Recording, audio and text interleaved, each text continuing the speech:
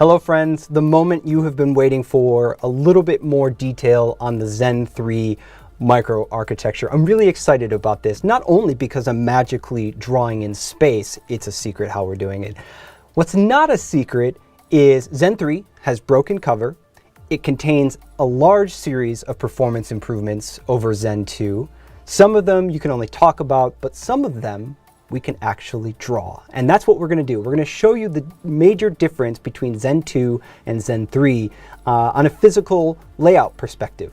But to do that, we have to rewind the clock just a little bit back to the 3rd gen AMD Ryzen processor. And for example, I've drawn here an AMD Ryzen 7 3700X. It has one compute die with 8 cores, and it has one I/O die that handles PCI Express, SATA, USB. And all the 3rd gen Ryzen processors kind of look like this, with 1 or 2 dies. But have you thought a whole lot about how that compute die is actually laid out? It matters. So let's zoom in. That's what we're going to do. So we're going to draw an arrow over here, and we're going to blow it up into a larger size.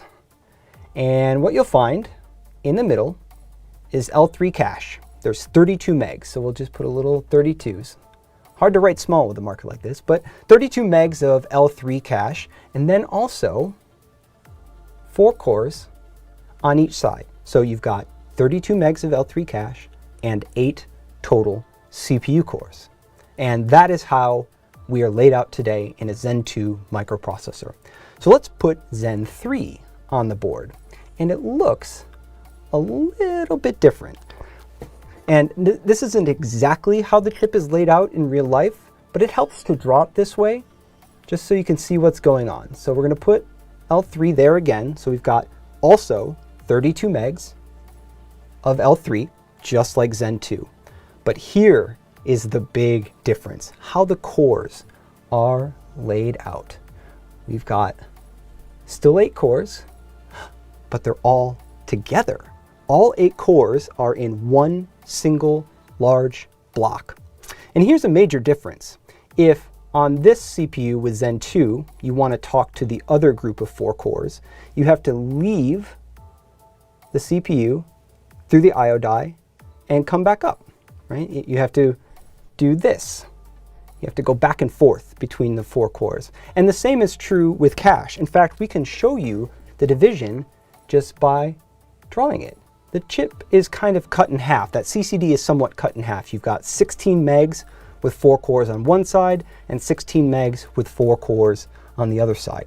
And this is really great for scalability because it allows AMD to bolt groups of 4 together to make much larger blocks. So that's how we got to 16 cores in socket AM4, or heck, 64 cores with Threadripper. The design is awesome for scalability. But when it comes to gaming performance, something we're continuing to focus on and really drive hard, and also single thread performance, making that fast individual CPU core for responsive computing, the design in Zen 3 really helps. Having all of those cores together eliminates some communication penalties of leaving one group to go to the other. It also has the practical effect of doubling the cache that every core has access to directly.